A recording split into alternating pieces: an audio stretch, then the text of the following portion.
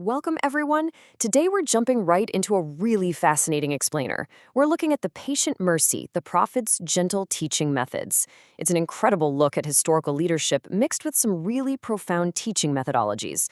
You know, if you've ever had to lead a team, teach a student, or honestly just interact with someone who didn't do exactly what you asked them to do, the source material we're digging into today offers a completely transformative perspective. Okay, let's dive into this. How should a leader respond to a mistake? I want you to take a second and really think about our everyday human reactions when a task just totally fails. Like when someone drops the ball, or misses a deadline, or gets completely sidetracked. What's our default setting? For a lot of us, it's instant frustration, right? It's that immediate instinct to correct, to reprimand, maybe heavily assert our authority.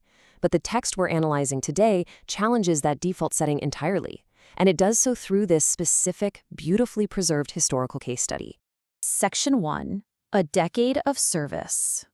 So to truly grasp the teaching methods outlined in our source material, we've got to first establish the context and the key figures involved in this extraordinary dynamic. Right out of the gate, our source introduces us to Anas ibn Malik.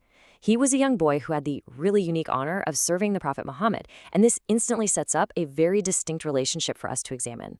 We aren't just looking at a peer-to-peer relationship here, or even a standard teacher and adult student. We're looking at a highly revered leader interacting with a young developing child. This specific power dynamic makes the events we're about to explore just so much more remarkable. And here's a number that is absolutely critical to our understanding of this text: 10. The source really emphasizes that Anas served the Prophet for a massive 10-year span.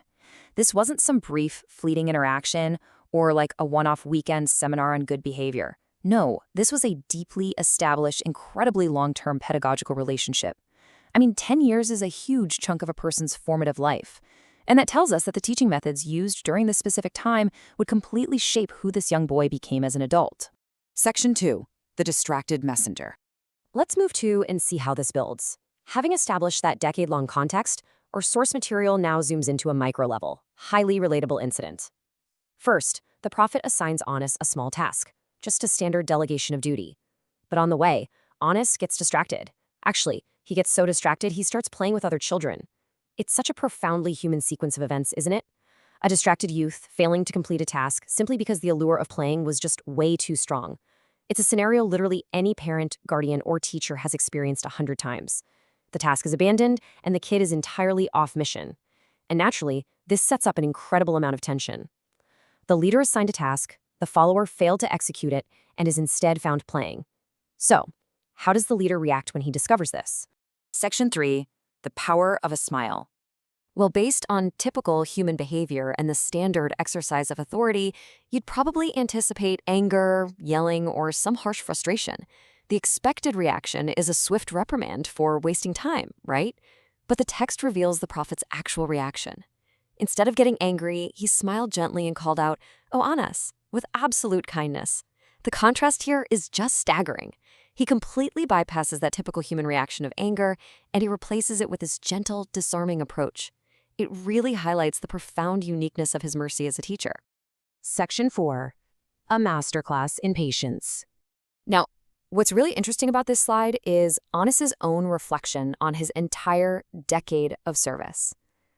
That single incident we just talked about is incredible on its own, but our source asks us to look bigger, to zoom back out and evaluate the overarching teaching methodology spanning that whole decade. Anas noted that he was never once scolded with these words, "Why did you do this?" or "Why didn't you do that?" Just think about that from a pedagogical standpoint for a second. 10 entire years of childhood and adolescence, years that are naturally filled with mistakes, missteps, ignored instructions, and forgotten chores. Yet the text explicitly points out that not once was this harsh, interrogative scolding used. It represents a staggering, absolutely incredible level of consistency and patient, empathetic teaching. Section 5. Strength through good character. So the crucial point is explicit. True strength is not about force. This consistent methodology we're seeing leads directly into the core philosophy of our source text, synthesizing all these broader lessons. It's not about how loud you can yell, or how intimidating you can be, or how quickly you can instill fear or blind obedience. Rather, the text shows us that true strength is demonstrated through 3 very specific traits: patience, mercy, and kindness.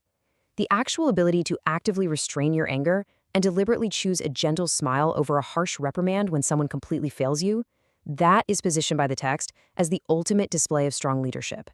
And this brilliantly illustrates the foundation of this entire philosophy, perfectly captured in this authentic hadith. The best among you are those with the best character. This is the ultimate lesson of the text. It places character, specifically defined by that patience and mercy we've just analyzed, at the absolute pinnacle of human hierarchy. According to the text, the best among us aren't the wealthiest or the loudest or the most demanding. No, they're the ones who embody this gentle, patient methodology in their everyday lives. Which leaves us with a highly practical challenge. How will you apply this gentle methodology to the next mistake you encounter?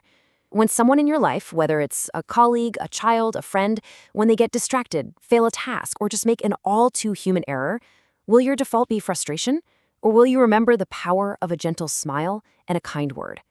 Really think about that as you go through your day. Thank you so much for joining me for this explainer, and I really hope this incredible historical example helps you find and practice your own patient mercy.